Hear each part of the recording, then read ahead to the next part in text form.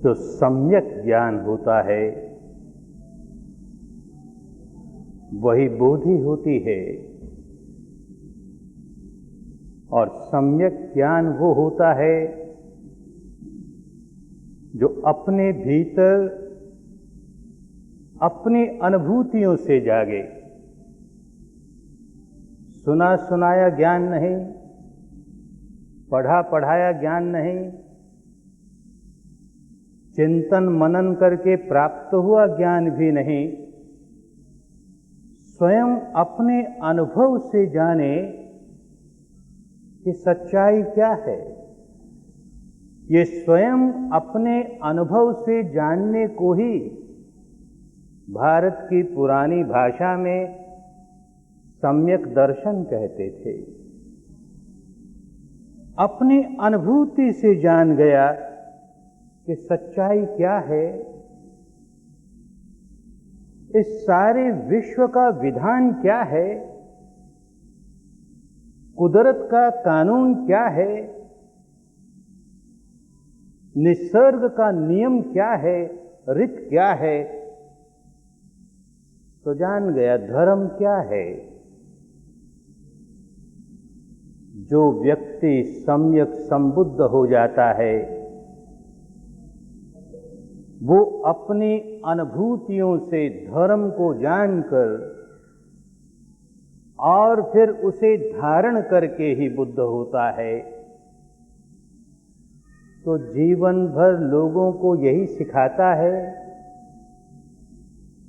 कि भाई धर्म चर्चा का विषय नहीं है, धर्म कर्म कांडों का विषय नहीं है, धर्म दार्शनिक मान्यताओं का भी विषय नहीं है। धारण करे तो धर्म, अन्यथा धर्म नहीं।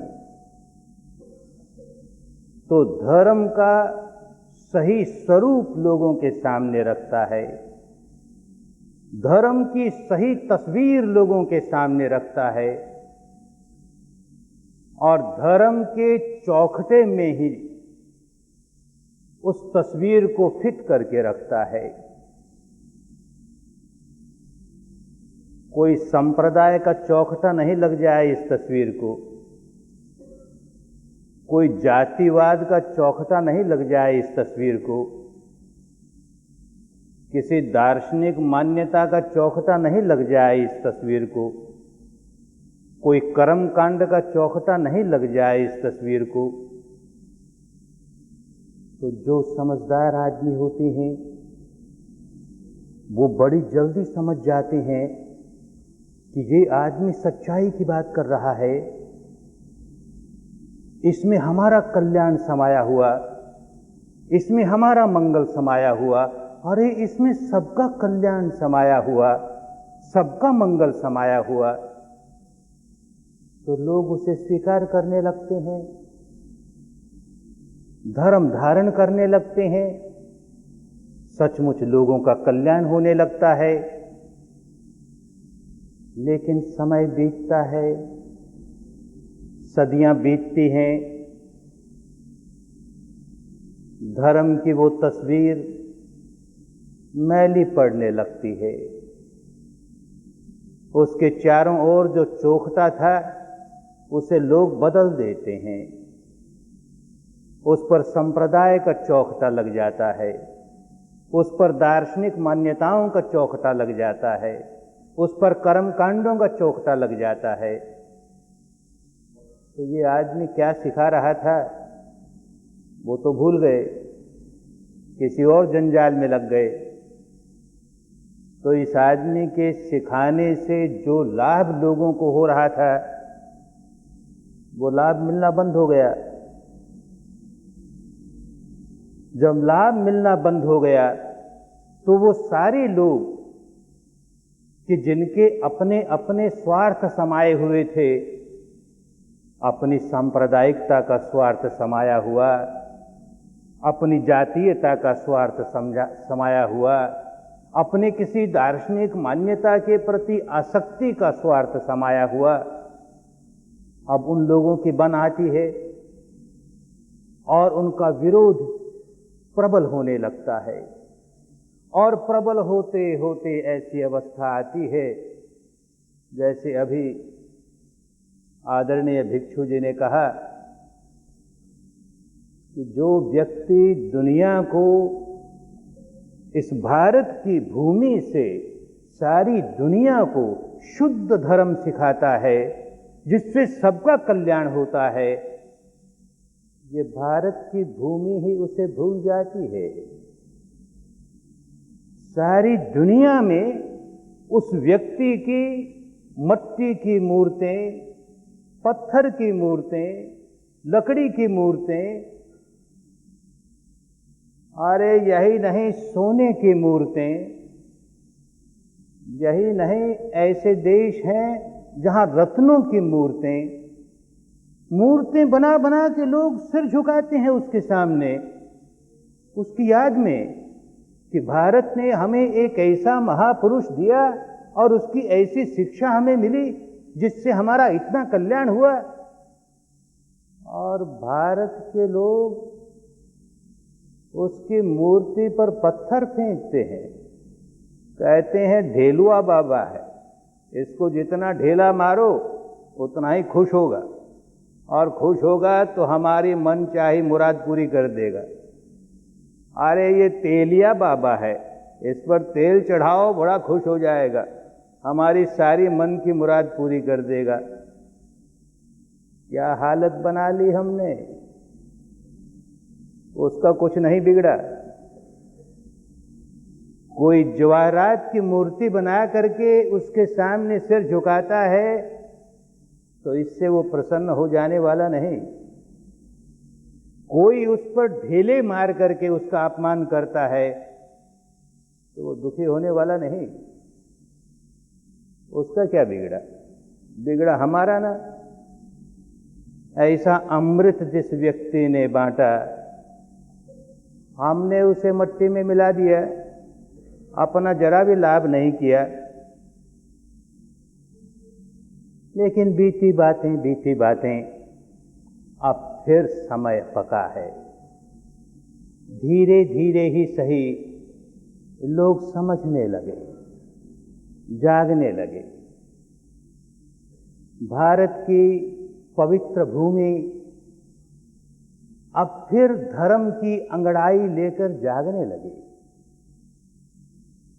समय आया, लोगों के कल्याण का समय आया।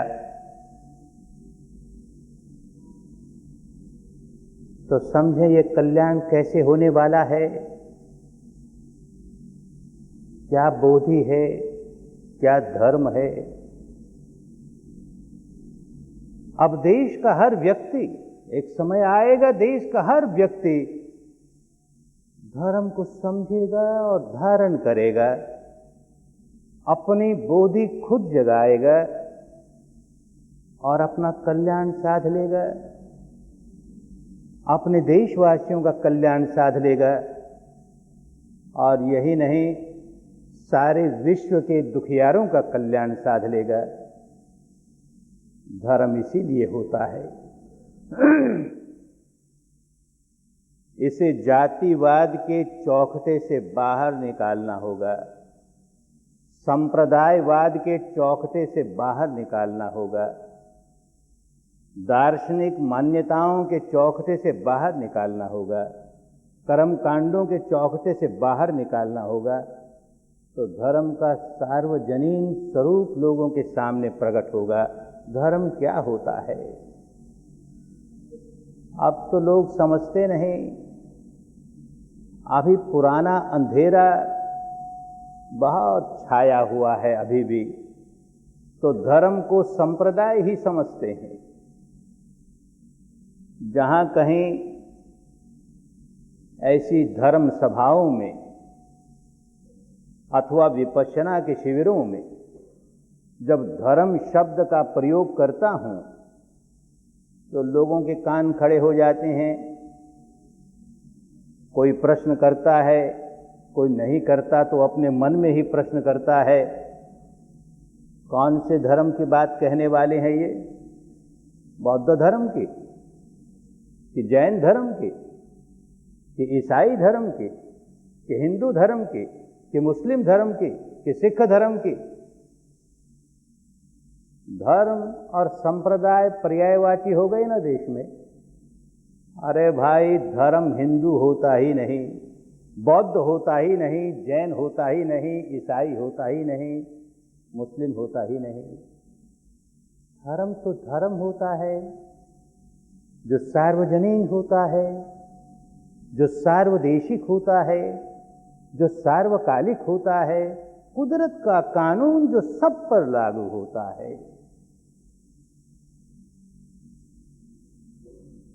भारत के पुरानी भाषा में समझाया गया धर्म क्या होता है। अत्तनो स्वभाव धारेतीति धम्म, जो अपना स्वभाव धारण करे वो धर्म। तो क्या स्वभाव है, क्या प्रकृति है, वही धर्म। तो पुरानी भाषा में भी कहते थे और आज की भाषा में भी कहते हैं। जैसे अग्नि का स्वभाव है जलना और जलाना, तो पुरानी भाषा में भी कहते थे और आज भी कहते हैं अग्नि का धर्म है जलना और जलाना। इसमें हिंदू पने की क्या बात आई, इसमें बौद्ध पने की क्या बात आई, इसमें जैन पने की क्या बात आई। धर्म है, उसका स्वभाव है। अग्नि है तो जलाएगी ही, जलेगी और जलाएगी। इसी तरह पानी का धर्म है आग को बुझाना। वो पानी चाहे ठंडा हो चाहे गर्म हो, खूब गर्म पानी भी आग पर डालेंगे आग बुझ जाएगी।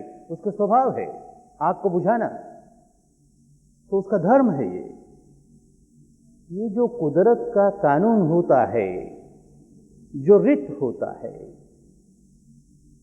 जो विश्व का विधान होता है, भारत की पुरानी भाषा में उसी को धर्म कहते थे और धर्म की यही सही व्याख्या है। अभी थोड़ी देर पहले देखा होगा आप लोगों ने,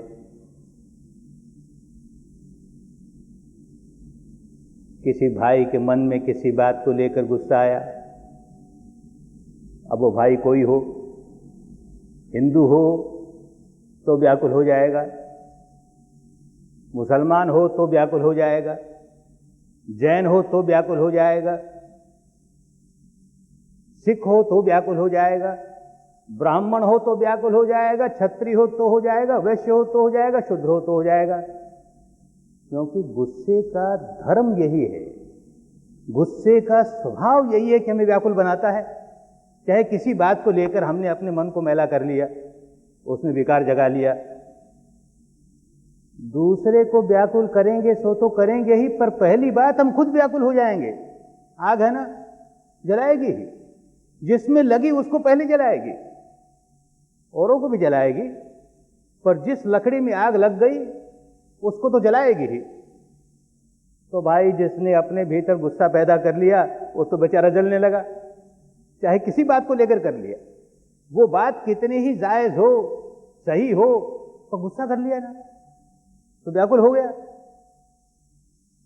और उस गुस्से से छुटकारा मिल जाए, व्याकुलता से छुटकारा मिल गया, कोई हो, तो भाई इसको कुदरत का कानून कहते थे, इसको रित कहते थे, इसको धर्म कहते थे, इसको भूल बैठे और धर्म मान लिया हिंदू, धर्म मान लिया मुस्लिम, धर्म मान लिया बौद्ध, धर्म मान लिया जैन, धर्म मान लिया ईसाई। तो जिस महापुरुष ने धर्म की सच्चाई खोज निकाली और लोगों को धर्म का सही स्वरूप दिखाया जिससे लोग अपना कल्याण कर लें, वो भूल गए ना, फिर वही बात जागे। लोग इस बात को समझने लगे कि धर्म हिंदू नहीं होता, मुसलमान नहीं होता, जैन नहीं होता, बौद्ध नहीं होता, पारसी नहीं होता, ईसाई नहीं होता, धर्म भारतीय नहीं होता, बर्मी नहीं होता, अमेरिकी नहीं होता, रूसी नहीं होता, धर्म ब्राह्मण नहीं होता, शूद्र नहीं होता। धर्म कुदरत के कानून को कहते हैं और वो कुदरत का कानून सब पर एक जैसा लागू होता है, वो किसी का पक्षपात नहीं करता। इसी बात को भी लेकर के एक आदमी अपने मन में विकार जगाता है, तो ये कुदरत का कानून माने ये धर्म उसका लिहाज नहीं करेगा, उसका पक्षपात नहीं करेगा। बेचारे के भीतर कितना तनाव आ गया, क्योंकि उसने विकार पैदा कर लिया ना, क्रोध पैदा कर लिया, द्वेष पैदा कर लिया, दौर्मनस्य पैदा कर लिया। अब भीतर से बड़ा तनाव आ गया, बड़ा खिंचाव आ गया, तो व्याकुल ही व्याकुल, दुखियारा ही दुखियारा। जिस दिन ये बात उसके समझ में आ जाएगी कि भाई ये अपने भीतर विकार जगा करके मैं अपनी हानि करता हूं, औरों की नहीं, औरों की भी हानि होगी। अगर वो भी उसे स्वीकार कर लें और अपने भीतर गुस्सा जगाने लगे तो उनकी भी नुकसान हो गया। लेकिन अपने भीतर क्रोध जगा करके, गुस्सा जगा करके, द्वेष जगा करके, दुर्भावना जगा करके मैंने अपने भीतर तो आग लगा ली, अपना नुकसान तो कर लिया। जिस दिन ये बात समझ में आ जाएगी उस दिन ये कोशिश करेगा कि चाहे जैसी अनचाही बात होती हो, मैं अपने भीतर क्रोध नहीं जगाने वाला, मैं अपने भीतर द्वेष नहीं जगाने वाला, दुर्भावना नहीं जगाने वाला। पता है ना, आग को हाथ लगाते ही आग तो जला देगी। एक बार जिसने आग को हाथ लगा के हाथ जला लिया, अब वो दूसरी बार बड़ा सजग रहेगा कि भाई आग को हाथ न लग जाए, लग जाएगा तो जला देगी ये तो मैं अपने भीतर क्रोध नहीं जगाऊं, क्रोध जगाऊंगा तो ये जला देगी। ये बात समझ में आने लगी, और जितनी जल्दी समझ में आने लगी उतनी जल्दी वो आदमी धर्म के रास्ते चलने लगा। तो किसी पर एहसान नहीं करता, अपना भला करने लगा, अपना कल्याण करने लगा, अपना मंगल करने लगा, सुख शांति का जीवन जीने लगा। ये धर्म की बात, कोई बुद्ध होता है तो ये धर्म की बात लोगों को सिखाता है। चारों ओर देखता है कि लोग व्याकुल हैं, दुखियारे हैं, जो लोग अभाव में हैं वो तो ऐसे साफ नजर आता है कि बेचारे अभाव में हैं इसलिए दुखियारे हैं। किसी के पास खाने की कमी, किसी के पास रहने की कमी, किसी के पास कपड़े की कमी, किसी के पास दवाओं की कमी, अब इस मारे दुखियारा है, तो लोगों को साफ नजर आता है इसलिए दुखियारा है। और जिनके पास अभाव नहीं है उनकी हालत देखो, उससे भी बदतर। न रात को नींद आती है, सोने की गोलियां ले लेके सोते हैं, स्लीपिंग पिल्स लेके सोते हैं, न दिन को चैन पड़ता है। सब कुछ है, घर में सारी सुविधाएं हैं, पर चैन नहीं है, शांति नहीं है।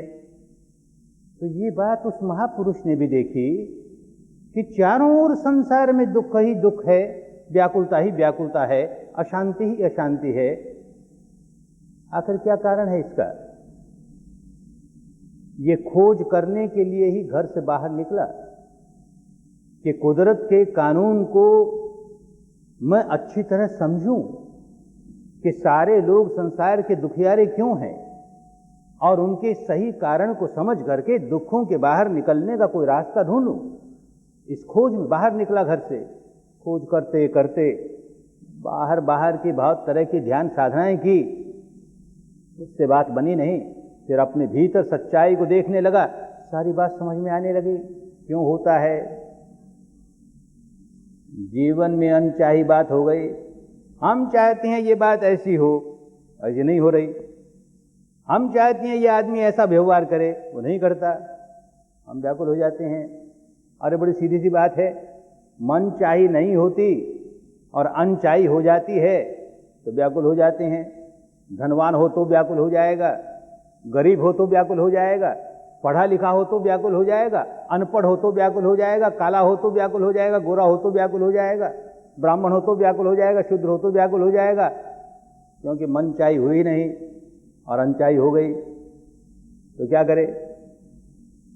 तो इतनी शक्ति प्राप्त करे कि सारे जीवन भर मनचाही हो, कोई अनचाही हो नहीं। हर आदमी हमारे मन के मुताबिक काम करे, हमारी मन की इच्छा के विरुद्ध कोई आदमी कोई काम नहीं करे। तो ऐसा हो नहीं सकता भाई। सारी दुनिया का एक छत्र सम्राट हो जाए तो भी ऐसा नहीं होता कि सारी बातें उसकी मनचाही होंगी, कोई अनचाही नहीं होगी। अरे जीवन में अनचाही भी होने वाली है, मनचाही भी होने वाली है। तो हम दुख के बाहर कैसे निकले? तो बात समझ में आई अनचाही हो चाहे मन चाही हो, अगर हम अपने भीतर विकार नहीं जगाएं, क्रोध नहीं जगाएं, द्वेष नहीं जगाएं, भय नहीं जगाएं, वासना नहीं जगाएं, ईर्ष्या नहीं जगाएं, तो हम नहीं व्याकुल हुए। अब होती रहे बात से जो बात जैसी होनी है, कोई गलत बात है उसे सुधारना भी है तो बिना विकार के सुधारेंगे, बिना गुस्सा पैदा किए हुए सुधारेंगे। एक भाई कोई काम कर रहा है, हमको नहीं अच्छा लगा, ये कानून के मुताबिक नहीं है, तो मुस्कुराते हुए उसे कहेंगे, देख भाई ये काम कानून के मुताबिक नहीं है, ये तुम्हें नहीं करना चाहिए। अरे उसमें क्रोध क्यों जगाएंगे हम? क्रोध जगाएंगे तो हम व्याकुल हो जाएंगे ना? नहीं, होश होगा तो यही करते हैं। जगाया क्रोध, हुआ व्याकुल, खुद भी हुआ, औरों को भी किया। अब होश आ जाएगा धर्म का तो मुस्कुरा के वही काम करेगा, न स्वयं व्याकुल होगा न दूसरे को व्याकुल होने देगा। तो ये कुदरत का कानून समझ में आ गया। पर करे कैसे? बुद्धि से तो बात समझ में आ जाती है।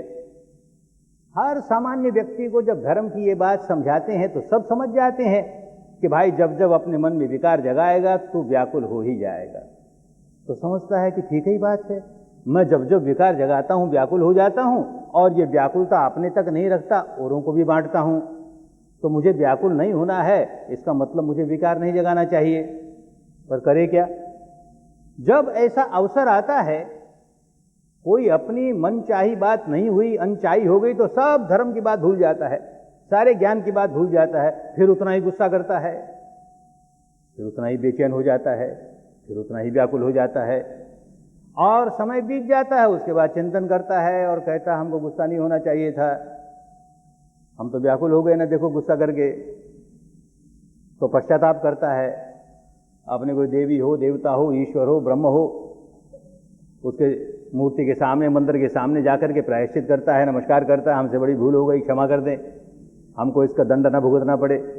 लेकिन दूसरी बार ऐसा अवसर आता है, फिर उतना ही गुस्सा करता है, फिर उतना ही व्याकुल होता है।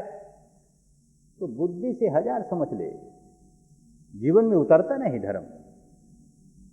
तो सम्यक संबुद्ध होता है तो कोरा उपदेश नहीं देता, उस उपदेश को जीवन में कैसे उतारो इसका रास्ता सिखाता है।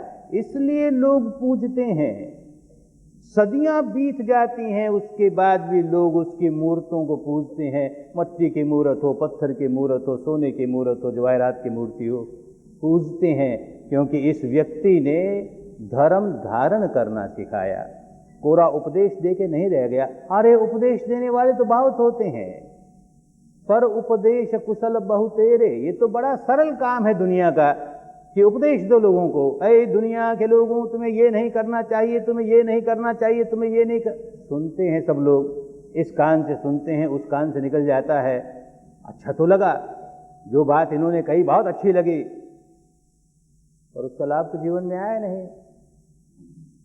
कैसे धर्म धारण करें, उसे जीवन में कैसे उतारें? कोई व्यक्ति हमारे मन पसंद का काम नहीं कर रहा है तो हम बिना गुस्से हुए उसको उस काम से कैसे रोक दें? धर्म की बात तो ये नहीं समझ में आए बेचारे को, बुद्धि से समझता है पर नहीं समझ में आए तो व्याकुल हो गया, औरों को भी व्याकुल करने लगा। तो रास्ता बताया कि इस तरह से तुम अपने मन के इस स्वभाव को पलट सकते हो, जो विकार जगाने वाला स्वभाव है, गुस्सा पैदा करने वाला स्वभाव है, द्वेष पैदा करने वाला स्वभाव है, दौर्मनस्य पैदा करने वाला स्वभाव है, उसको तुम पलट सकते हो। तो कैसे पलट सकते हो? तो जो रास्ता बताया, खुद चले उस रास्ते पर पहले, और चल करके अपने भीतर के सारे विकार निकाल लिए, तो ही तो मुक्त हुए, तो ही तो अरहंत हुए, तो ही तो बुद्ध हुए, सम्यक संबुद्ध हुए, और वही लोगों को सिखाया। बस इसी को धर्म कहते हैं। एक बार एक बुढ़िया माई आई उनके पास, पूछने लगी, महाराज धर्म क्या होता है, हमें समझाइए। गई होगी बेचारी अनेक आचार्यों के पास, और लंबी लंबी दार्शनिक बातें लोगों ने कही होगी। तो बुढ़िया माई कहती है कि इनकी ये बड़ी बड़ी दार्शनिक बातें हमारे तो समझ में आती नहीं महाराज, सरल सरल भाषा में और थोड़े से शब्दों में हमें समझा दीजिए कि धर्म क्या है, तो जो हमारा जीवन का शेष भाग बचा है उसमें हम धर्म धारण करके अपना कल्याण कर लें। तो भगवान मुस्कुराए। जो व्यक्ति धर्म सिखाएगा वो हमेशा ऐसी भाषा में सिखाएगा जिसको लोग समझ सकते हैं। जिस बात को लोग समझे ही नहीं तो धारण कैसे करेंगे। तो थोड़े से शब्दों में कहा, तुम्हें फिर समझाता हूं, सुनो धर्म क्या है। तो क्या समझाया, तो कहा उन दिनों की भाषा में, जो जनता की भाषा थी उन दिनों की। कहा शब्द पाप करणं कुशल से उपसंपदा सचेत परियोदपनं एतं बुद्धान शासनं। एतं बुद्धान शासनं पुरानी भाषा है। शासन कहते थे उन दिनों की भाषा में उपदेश को। तो ये सभी बुद्धों का उपदेश है। नहीं कहा कि केवल मेरा उपदेश है, नहीं कहा कि केवल मैं ही बुद्ध हूं और मैं ही ये उपदेश देने वाला हूं। अरे जो बुद्ध हो जाएगा, और बुद्ध हो जाना किसी एक आदमी की मोनोपोली नहीं होती। जो भी धर्म के रास्ते चलते चलते चलते अपने मन को नितांत निर्मल कर लेगा, सद्गुणों की पारमिताओं से पूरा भर लेगा, वही बुद्ध हो जाएगा, मुक्त हो जाएगा, शुद्ध हो जाएगा, अनंत हो जाएगा। तो जो व्यक्ति इस अवस्था पर पहुंच जाएगा वो यही सिखाएगा और कुछ नहीं सिखाएगा। क्या सिखाएगा? सब पापस् अकरणं, सब तरह के पाप कर्मों से बचो। अकरणीय है, करने योग्य नहीं है, उनसे बचो। और कुशलस्य उपसंपदा, कुशल कर्मों की संपदा संचित करो। और से चित्त परियोदपनम, अपने चित्त को निर्मल करते रहो, निर्मल करते रहो। बस सारा धर्म आ गया, सारा धर्म इसमें समा गया।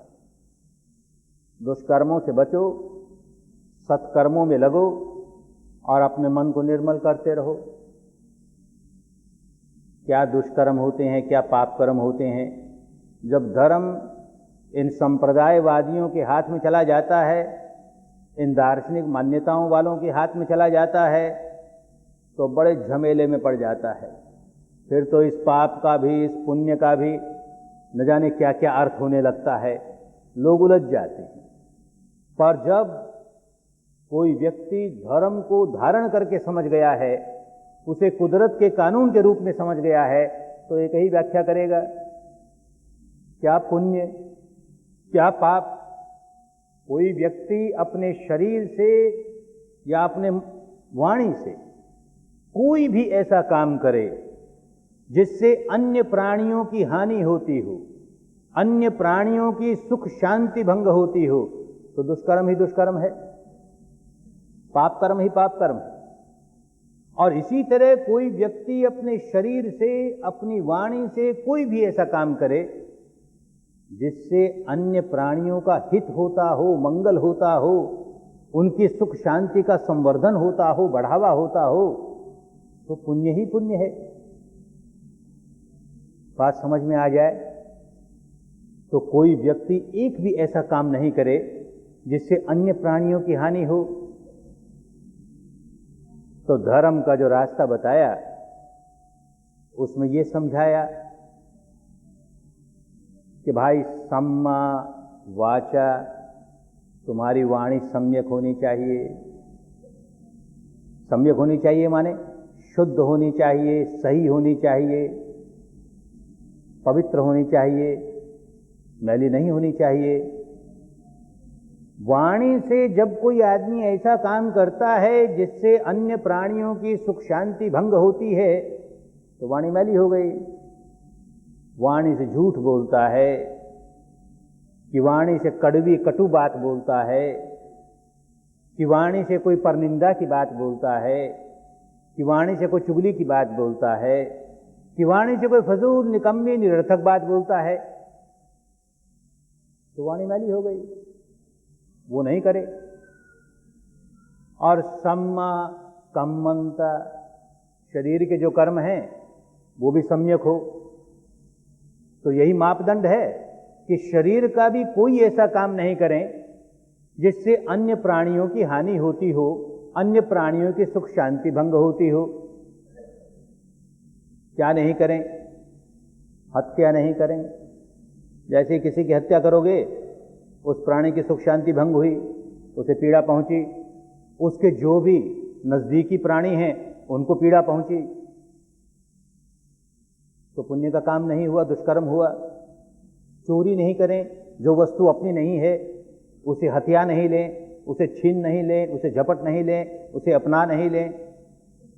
व्यभिचार नहीं करें,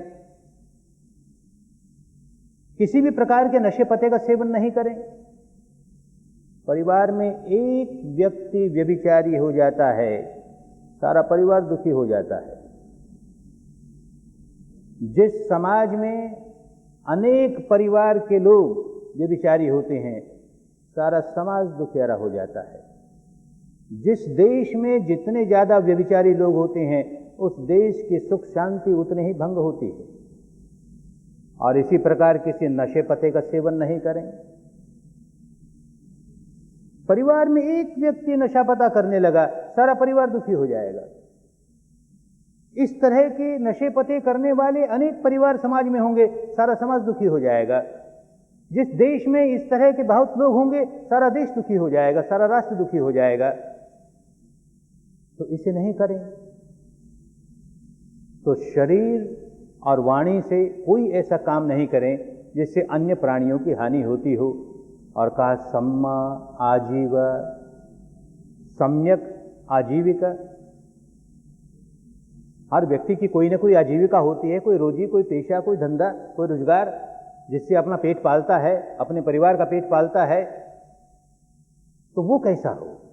वो भी ऐसा नहीं होना चाहिए जिससे अन्य प्राणियों को हानि पहुंचती हो, अन्य प्राणियों की सुख शांति भंग होती हो।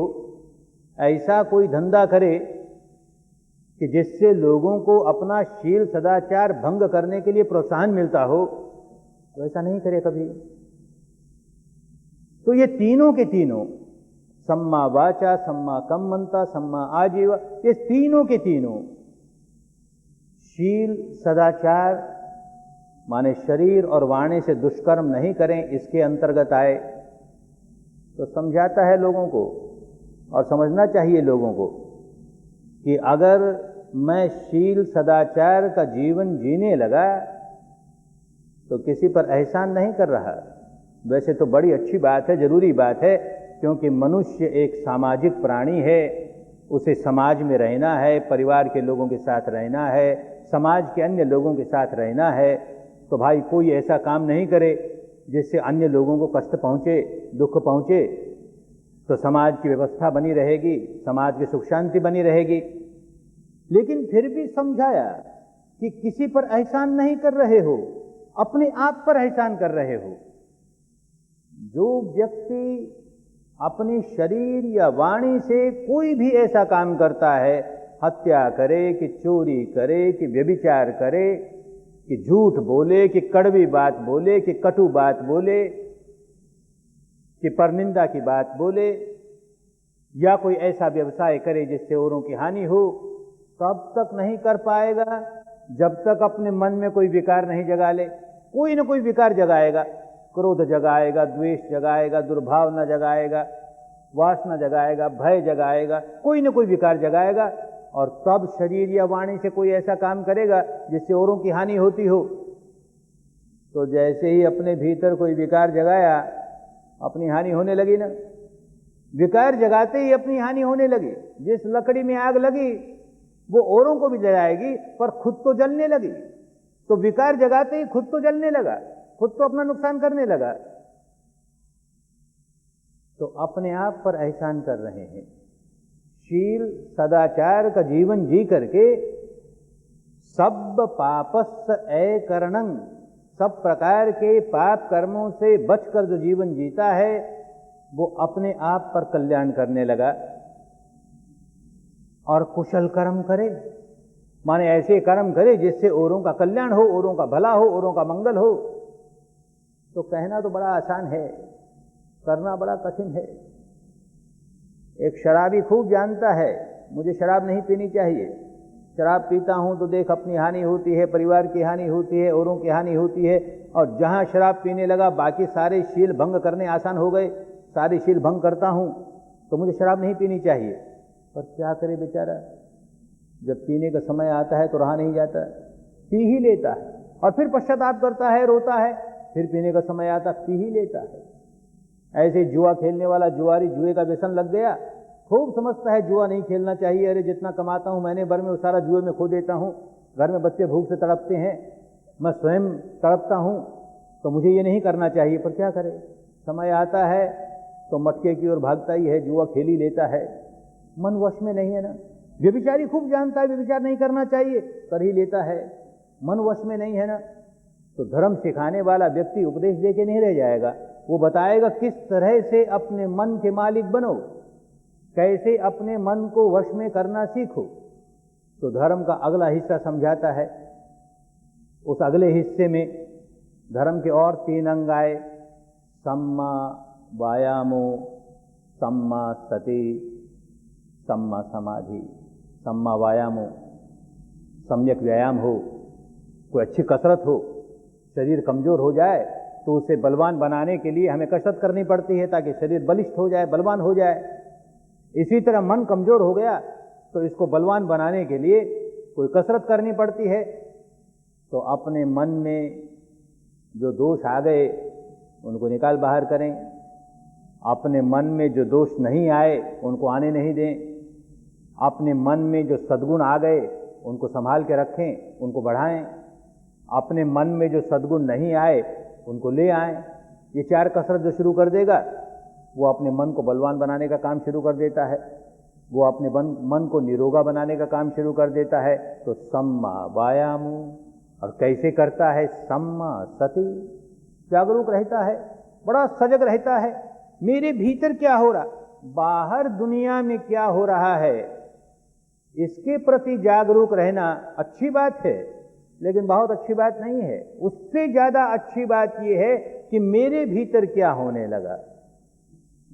बाहर क्या होने लगा है तो रोज ही देखते हैं, इस आदमी ने हमारे मनपसंद का काम नहीं किया, वो तो देख लिया, पर वो मनपसंद का काम नहीं हुआ, इसकी वजह से हमने क्या करना शुरू कर दिया, अरे हमने अपने भीतर गुस्सा जगाना शुरू कर दिया, दुर्भावना जगानी शुरू कर दी। हमारी हानि तब शुरू हुई, उस आदमी के गलत काम करने से हमारी हानि नहीं हुई, लेकिन हमने जो प्रतिक्रिया शुरू की, अपने भीतर विकार जगाना शुरू किया, हमारी हानि उस समय शुरू हुई।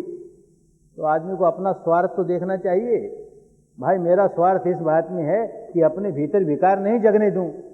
तो इसी को कहा सम्मा सति, अपने भीतर की जो सच्चाई है, इस 3.5 हाथ की काया में शरीर और चित्त से संबंध रखने वाली जो जो सच्चाई है उसको जागरूक होकर के जाने, ये सम्मा सति।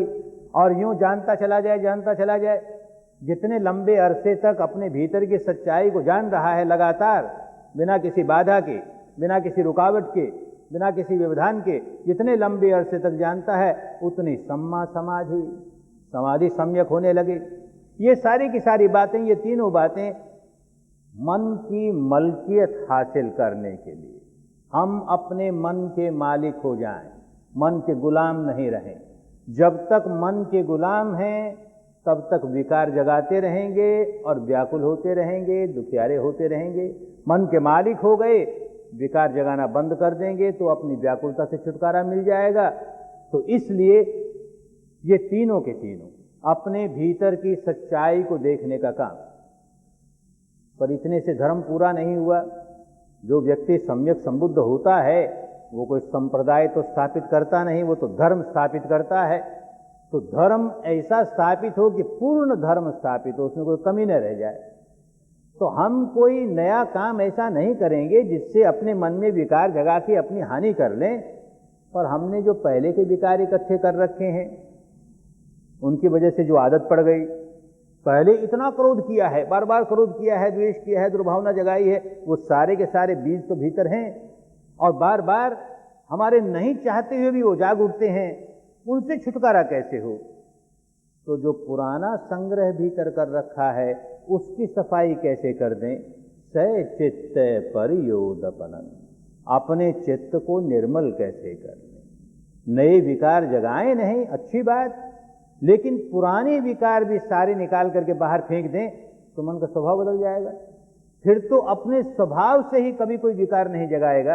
अपने स्वभाव से ही चित्त निर्मल हुआ कि अनंत मैत्री से भर उठेगा, अनंत करुणा से भर उठेगा, अनंत मुदिता से भर उठेगा, अनंत समता भाव से भर उठेगा। अब देखिएगा, एक आदमी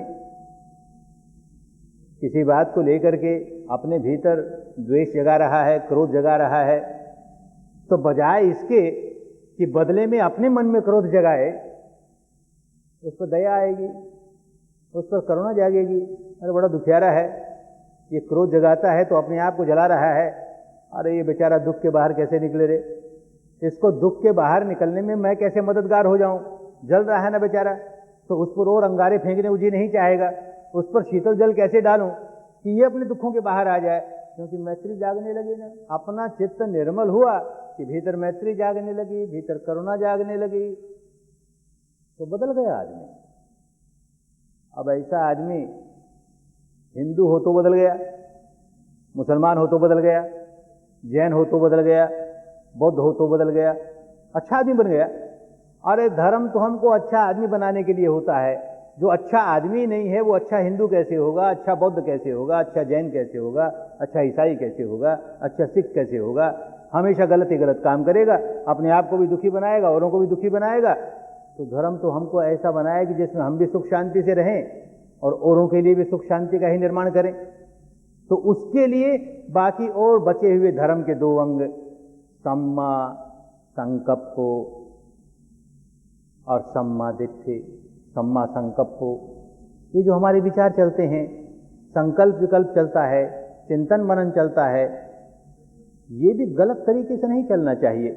जिस आदमी का चिंतन मनन ही गलत चलता है, अपने चिंतन मनन में जो द्वेष जगाता है, जो क्रोध जगाता है, जो वासना जगाता है, जो भय जगाता है, अब उसकी वाणी में, उसके शरीर के कर्मों में वो सारे विकार जागने लगेंगे। तो अपने चिंतन मनन को सुधारे, चिंतन मनन को सुधार करके फिर सम्मा दिट्ठि, सम्यक दर्शन का काम करना शुरू कर दे। और यही विपश्यना है, अपने भीतर की सच्चाई को देखें भी और देख करके नए विकार जगने नहीं दें, राग यानी लोभ जगने नहीं दें, द्वेष यानी दौर्मनस्यता जगने नहीं दें, उसको समता में स्थापित रखें और समझते रहें कि ये तो भाई अनित्य है, अपने भीतर जो जागा है वो अनित्य है, नश्वर है, भंगुर है। यूं उसको समझते जाएंगे तो अनित्य बोध जागेगा, अनित्य बोध जागते जागते अपने आप दुख बोध जागने लगेगा। अरे जो अनित्य है, उत्पन्न होना नष्ट हो जाना, उत्पन्न होना नष्ट हो जाना, इसके प्रति जरा सी आसक्ति जगाई तो देख कितना दुख होता है, ये बात समझ में आने लगेगी तो दुख समझ में आने लगेगा। और ये समझ में आने लगेगा कि भाई ये सारा शरीर प्रपंच, ये सारा चित्त प्रपंच कुदरत के कानून के मुताबिक अपना काम कर रहा है, इसमें मैं कहने को क्या है, इसमें मेरा कहने को क्या है। मैं चाहूं ऐसा हो जाए तो होता नहीं, मैं चाहूं ऐसा न हो तो बंद होता नहीं। भिन्न भिन्न प्रकार की अनुभूतियां शरीर में होती है, अपने स्वभाव से होती हैं, इसमें मैं मेरा क्या। इसी को अनात्म भाव कहा कि अहंकार नष्ट होता है, ममकार नष्ट होता है तो अनित्य बोध जागता है, दुख बोध जागता है, अनात्म बोध जागता है। इस शरीर के प्रति, इस चित्त के प्रति, इन दोनों की मिली जुली धारा के प्रति, प्रपंच के प्रति तो समता में स्थापित होते जाता है, नया विकार जगाता नहीं, पुराने फूट फूट के निकलने लगते हैं। यूं निकलते निकलते निकलते पुराने सारे विकार निकल जाए, चित्त निर्मल हो गया। अरे तो भाई ये सारा का सारा रास्ता किसी संप्रदाय का रास्ता कैसे हुआ रे? नहीं समझते हैं लोग तो धर्म को संप्रदाय बना देते हैं।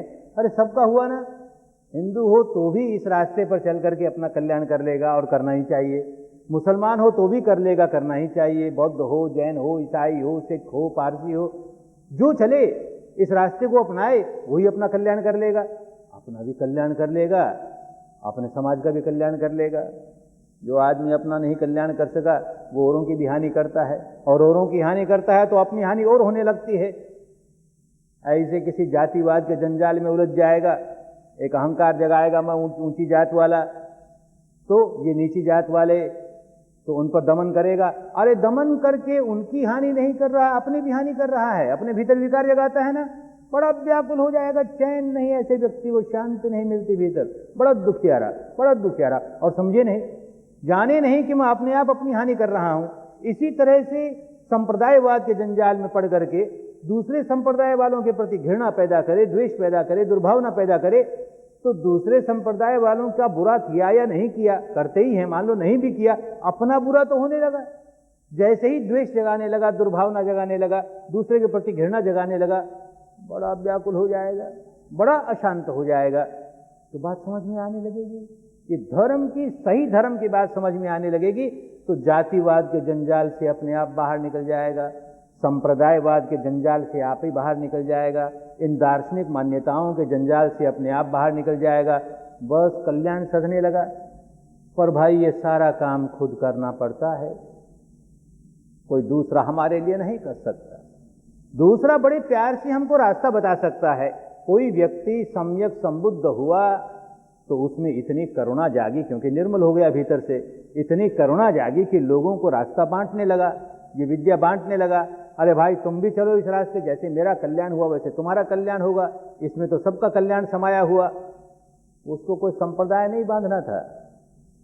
संप्रदाय तो वो बांधे कि जिसके मन में ये लालसा हो कि मेरे मर जाने के बाद भी सदियों तक लोग मुझको याद करते रहें, मेरे नाम के मंदिर बनाते रहें, चैत्य बनाते रहें, मेरे नाम की मूर्तियां बनाते रहें, तस्वीर बनाते रहें, उसके सामने सिर झुकाते रहें और मेरे बड़े गुणगान गाते रहें, मेरी बड़ी प्रशंसा करते रहें।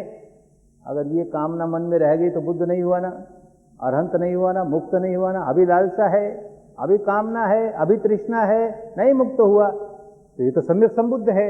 ऐसी तृष्णा उसके मन में कैसे रह सकती है? तो संप्रदाय खड़ा नहीं करेगा, सार्वजनीन धर्म की बात लोगों को सिखाएगा। लोग बावलेपन में भूल जाएं सार्वजनीन धर्म को, उसे संप्रदाय बना दें, तो उसमें बेचारे बुद्ध का क्या कसूर? बात समझ में आने लगेगी लोगों को, और समय आ गया है, अब बात समझ में आने ही वाली है। बहुत दिनों कष्ट उठाया सारे देश में, ये जो संप्रदाय के नाम पर इतना खून खराबा होता रहता है, इतनी अशांति, ये जातिवाद के नाम पर इतना दमन, इतना शोषण, ये शांति का लक्षण नहीं है, अशांति का लक्षण है, बेचैनी का लक्षण है, दुख का लक्षण है। बहुत दुखी हैं सारा के सारे लोग देश के। इस दुख के बाहर निकलने का एक ही रास्ता है, बहुत अंधकार फैल गया है, इसके बाहर निकलने का एक ही रास्ता है, प्रकाश जागे। तो ये धर्म का प्रकाश अपने अंदर जागे। हर व्यक्ति को अपने भीतर धर्म जगाना होगा, तो उसे स्वयं सुख शांति मिलेगी, औरों की भी सुख शांति का कारण बनेगा। खुद काम करना पड़ेगा, कोई दूसरा नहीं कर सकता। भगवान के जीवन काल की एक घटना, उन दिनों भगवान श्रावस्ती में रहते थे, जेतवन बिहार में, और बहुत बड़ी संख्या में लोग वहाँ विपश्यना साधना करने के लिए आते थे, भिक्षु भी, भिक्षुनियाँ भी, गृहस्थ पुरुष भी, नारियाँ भी। और शाम को जब धर्म चर्चा होती तो थोड़े लोग गांव के, नगर के, वो धर्म चर्चा सुनने भी आ जाते। तो एक भाई हर शाम को आए, भगवान की धर्म चर्चा सुने, बड़ा खुश हो। यूँ करते करते कई बरस बीत गए। एक दिन जरा समय के पहले आ गया तो देखा भगवान अकेले बैठे हैं, बड़ा खुश हुआ। आया, उनको नमस्कार करके कहता है, महाराज एक प्रश्न मेरे मन में बार बार उठता है, औरों के सामने पूछते हुए तो जरा संकोच होता है, आज आप अकेले मिल गए तो पूछ लूं। तो कहा पूछो भाई, क्या प्रश्न है? तो कहता है, महाराज आप इतने महाकारुणिक हैं, आप इतने महाशक्तिशाली हैं कि जो लोग आपके पास आए उन सबको आप तार क्यों नहीं देते? अपनी करुणा के बल पर, अपनी शक्ति के बल पर सबको क्यों नहीं तार देते? मैं देखता हूं थोड़े से लोग तो अरहंत हो गए, मुक्त हो गए, और थोड़े लोग ऐसे भी हैं जो पहले से अच्छे हो गए, भले आदमी हो गए, लेकिन अभी मुक्त नहीं हुए। और बहुत लोग ऐसे भी हैं जिनमें कोई फर्क नहीं पड़ा, उनको कोई लाभ नहीं हुआ। तो ऐसा क्यों होता है महाराज? आप अपना सारा बल, सारी शक्ति लगा करके हम सबको क्यों नहीं तार देते? तो भगवान मुस्कुराए, यही तो रोज सिखाते थे, पर कोई सीखना नहीं चाहे, कोई समझना नहीं चाहे तो क्या करें? तो फिर उसे समझाया, और उनके समझाने के अलग अलग तरीके होते थे। कभी कभी जब समझाना होता किसी को तो उल्टे प्रश्न करने लगते उससे। तो इस भाई से भी प्रश्न करने लगे, अरे भाई कहाँ के रहने वाले हो? कहता, महाराज यहीं इसी श्रावस्ती नगर का। अरे नहीं नहीं, तेरा चेहरा मोहरा कहता है तू यहाँ का रहने वाला नहीं है, तू किसी दूर देश का रहने वाला यहाँ आके बस गया है। ये तो महाराज आपने ठीक कहा, वैसे तो मैं राजगिरी का रहने वाला हूँ, मगध देश का, लेकिन कई वर्षों से यहाँ आके बस गया हूँ। तो एक बात और बताओ भाई, अब तुम्हारा राजगिरी जाना आना नहीं होता, उससे कोई संबंध नहीं रह गया? अरे महाराज संबंध बने हुए हैं, और साल में कई बार यहाँ से राजगिरी जाता हूँ, वापस आता हूँ, जाता हूँ, वापस आता हूँ। तो बार बार यहाँ से राजगिरी जाते हो, आते हो, जाते हो, आते हो, तो तुमको यहाँ से राजगिरी तक का रास्ता तो खूब मालूम हो गया होगा। तो कहा महाराज खूब जान गया हूँ, इतनी बार गया हूँ उस रास्ते पर। तो एक बात बताओ कि यहाँ रहते हुए इतने वर्ष हो गए, बहुत लोग तुम्हारे परिचित हो गए होंगे, और जो परिचित हो गए उसमें से बहुत घनिष्ठ हो गए होंगे, मित्र हो गए होंगे।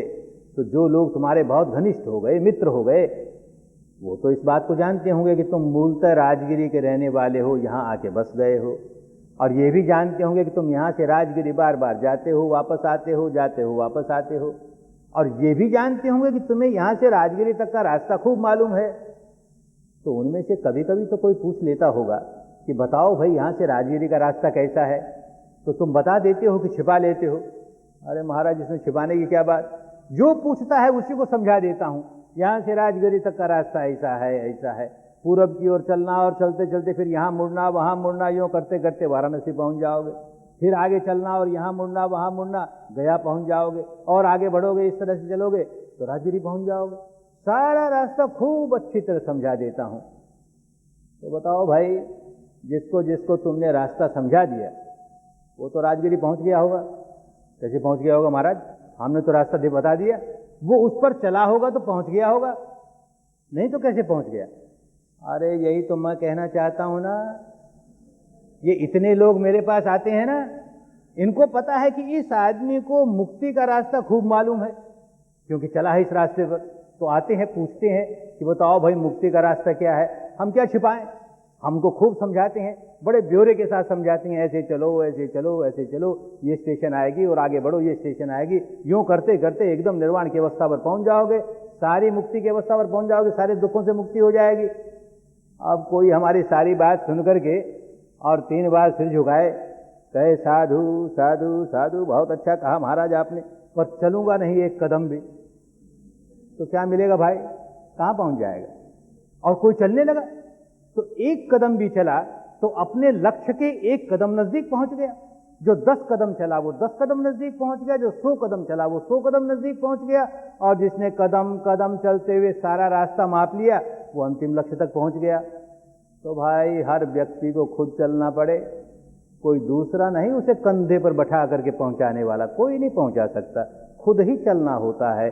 तुम्हें ही किच्चंगा तप्पं अक्खा तारो तथागत, अक्खा तारो अख्यात करता है। कोई तथागत होता है, कोई बुद्ध होता है, कोई मुक्त होता है, कोई अरहंत होता है, तो क्योंकि उस रास्ते पर चला है तो बड़े प्यार से रास्ता समझाता है कि भाई ये रास्ता है, ऐसे चलो। पर चलना तो हर व्यक्ति को स्वयं पड़ेगा, खुद चले रहें, और केवल धर्म की चर्चा सुन करके ये समझे कि मेरी मुक्ति हो जाएगी, कोई तो मुझे मुक्ति कर ही दे ही देगा, कोई तो मुझे मुक्त कर ही देगा, ये बावलापन जब तक सिर पर सवार है तब मुक्त होता नहीं, दुखों से मुक्त होता नहीं। खुद चलना पड़ता है, एक एक कदम, एक एक कदम। ये ठीक बात है कि धर्म का अपना प्रभाव ऐसा होता है कि जैसे ही आदमी धर्म के रास्ते चलने लगता है, धर्म की सारी शक्तियां दृश्य और अदृश्य उसकी मदद करने लगती है। लेकिन चलना तो खुद ही पड़ता है, हर कदम खुद चलना पड़ता है। तो भाई भारत के लोगों के लिए एक बात बड़ी कल्याणकारिणी हुई कि इस देश के एक समझदार आदमी ने भले थोड़े ही लोगों को, कुछ लाख लोगों को ही ये समझा दिया कि भाई इस रास्ते चलोगे तो तुम्हारा कल्याण होगा।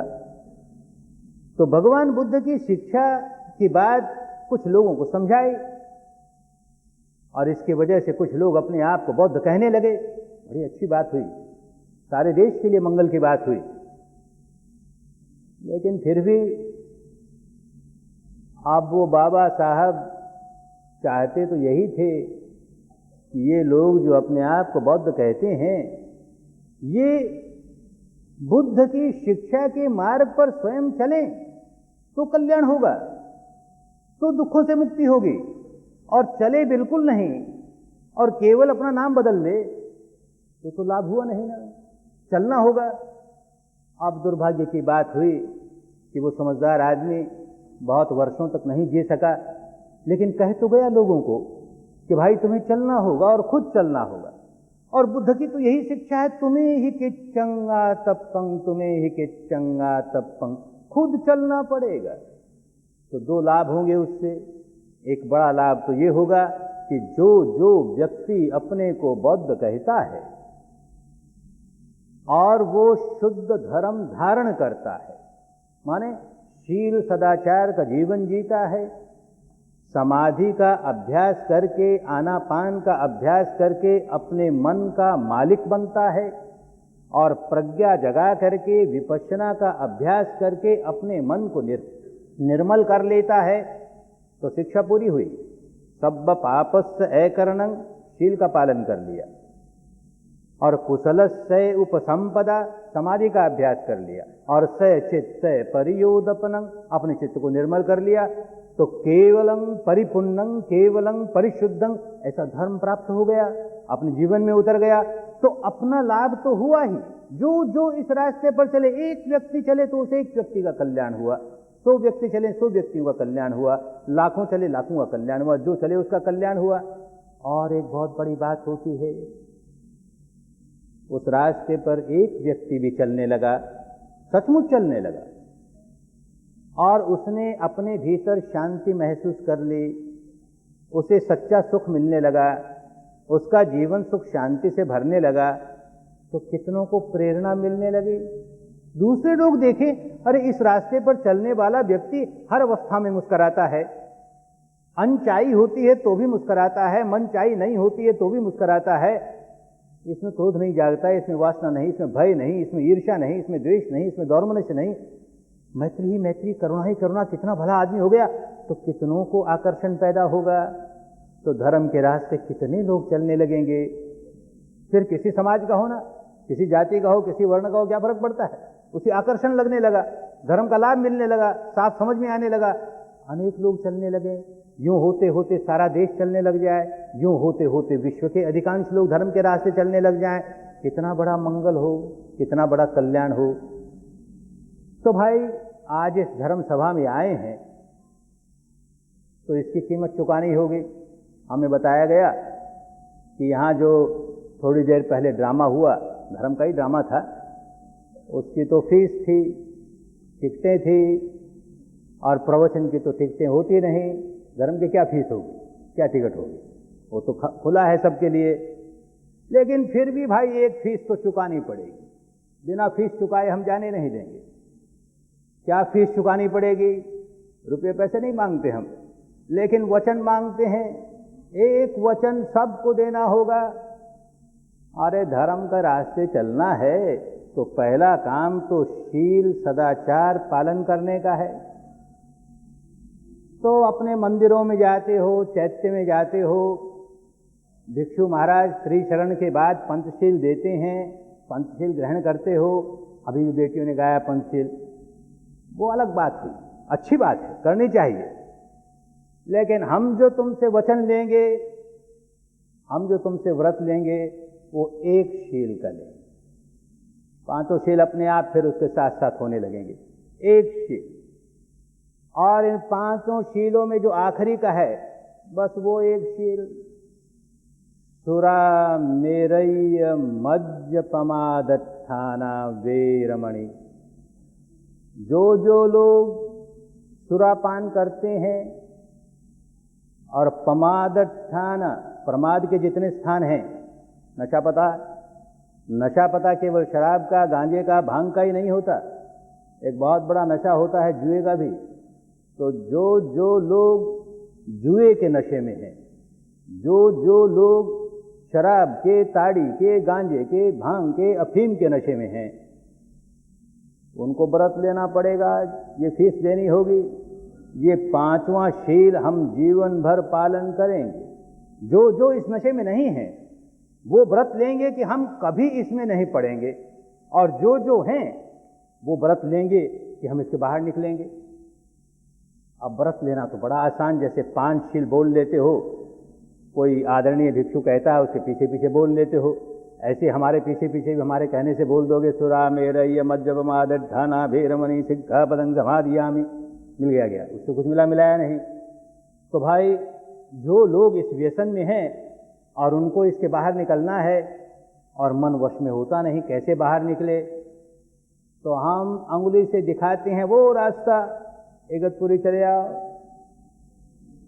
1 10 दिन का शिविर लो, 2 10 दिन का शिविर लो, 3 10 दिन का शिविर लो। जो आदमी वहां लिखेगा कि हमको शराब का व्यसन है, जुए का व्यसन है और हम निकलना चाहते हैं, तो वहां जगह नहीं होगी तो भी किसी तरह ठूंस ठांस लेंगे, जगह दे देंगे, क्योंकि उनका भी तो काम है ना, सेवा करना है, आखिर किस लिए खोल रखा आश्रम वहां पर। तो जो लोग अपने मन को वश में करके इस बंधन से स्वयं निकल सकें, उनको तो आज जो प्रतिज्ञा लोगे वो प्रतिज्ञा अपने मन के बल पर उसको पालन करोगे, अच्छी बात। और जो नहीं कर सकते वो भगवान के बताए हुए इस रास्ते पर चल करके अपने मन के मालिक बनेंगे, निकल जाएंगे। न जाने कितने लोग, 1 नहीं 2 नहीं, सैकड़ों लोग, और केवल भारत के नहीं विदेशों से इतने लोग आते हैं, व्याकुल हैं बेचारे, इस नशे पते की वजह से व्याकुल हैं, निकलना चाहते हैं, निकल सकते नहीं।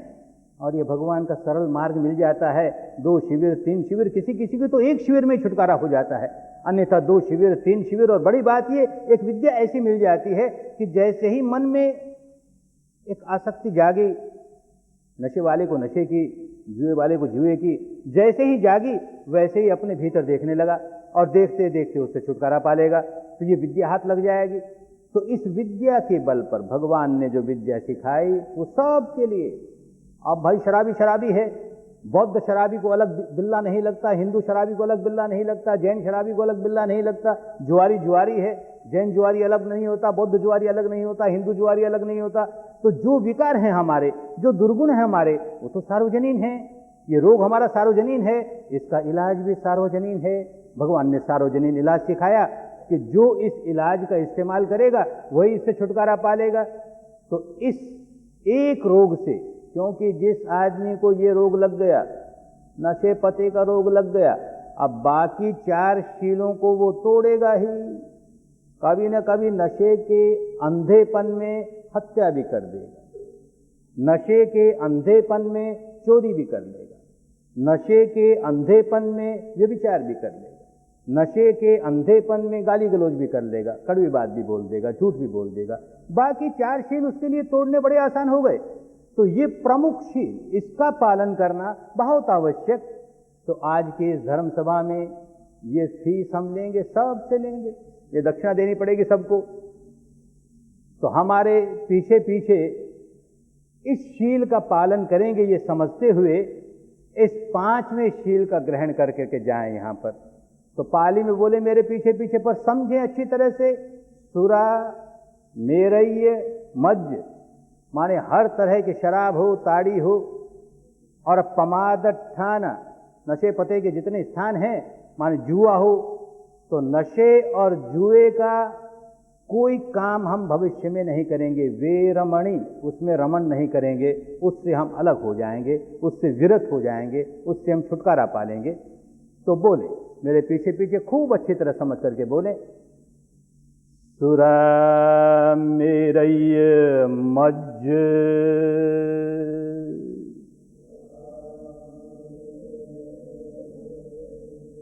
पमादठाना वीरमणि सिक्खापदं समादयामि। तो ये प्रतिज्ञा की सबने, और बड़ी गंभीरता पूर्वक प्रतिज्ञा की कि जो भाई जो बहन कभी नशा पता नहीं करते, जुए का खेल नहीं खेलते, मटके में नहीं जाते, वो कभी भविष्य में शुरू नहीं करेंगे इसे। बचे हुए हैं, बचे हुए ही रहेंगे जीवन भर। और जो भाई जो बहन नशे पते में उलझे हुए हैं, जुए में उलझे हुए हैं वो इसके बाहर निकलेंगे, अपने मन को मजबूत करके इसके बाहर निकलेंगे। ये हो जाएगा तो पांचों शीलों का पालन करना आसान हो जाएगा। और उसके बाद देखेंगे कि समाधि का अभ्यास आसान हो गया। जिसका शील पुष्ट होता है उसकी समाधि आसानी से सम्यक हो जाती है, और आसानी से सम्यक समाधि हो गई तो प्रज्ञा को जगाना आसान हो जाता है। अपने भीतर सम्यक दर्शन, सम्यक ज्ञान ऐसा होने लगता है, और वो होने लगा तो चरित्र अपने आप सुधर गया। फिर तो प्रयत्न नहीं करना पड़ता, अभी तो बलपूर्वक अपने मन को रोकना पड़ेगा कि चाहे जो कुछ हो जाए हम नशे पते की ओर, जुए की ओर नहीं जाएंगे। फिर आगे जाकर के ऐसा हो जाएगा स्वभाव से ही नहीं जाएंगे, मन में ऐसी कामना ही नहीं जागेगी, अपने आप छुटकारा हो जाएगा। तो जो लोग आए हैं, आज बोधि का दिवस है, तो बोधि के रास्ते पर चलने के लिए ये नन्हा सा कदम तो उठाएंगे ही। इस दृढ़ संकल्प के साथ अपने घर जाएं और अगले वर्ष फिर अपने को जांच के देखें कि हमने पिछले साल जो ये प्रतिज्ञा की थी साल भर उसे निभाई ना, निभा ली तो और प्रेरणा जगाएं, आगे भी निभाते चले जाएं। नहीं निभा पाए तो रोना पीटना नहीं, लेकिन अपनी गलती स्वीकार करके फिर उसको निभाने का प्रयत्न करें। और यूं कदम कदम धर्म के रास्ते चलते हुए अपना मंगल साध लें, अपना कल्याण साध लें, अपनी स्वस्थ मुक्ति साध लें। शुद्ध धर्म के रास्ते जो चलता है उसका मंगल ही होता है, उसका कल्याण ही होता है, उसकी स्वस्थ मुक्ति ही होती है। जो लोग इस धर्म सभा में आए हैं उन सब का मंगल हो, सबका कल्याण हो, सबकी स्वस्थ मुक्ति हो। इस धर्म भूमि भारत के सारे लोगों का मंगल हो, कल्याण हो, स्वस्थ मुक्ति हो। इस दुखियारे विश्व के सारे दुखियारों का मंगल हो, कल्याण हो, स्वस्थ मुक्ति हो।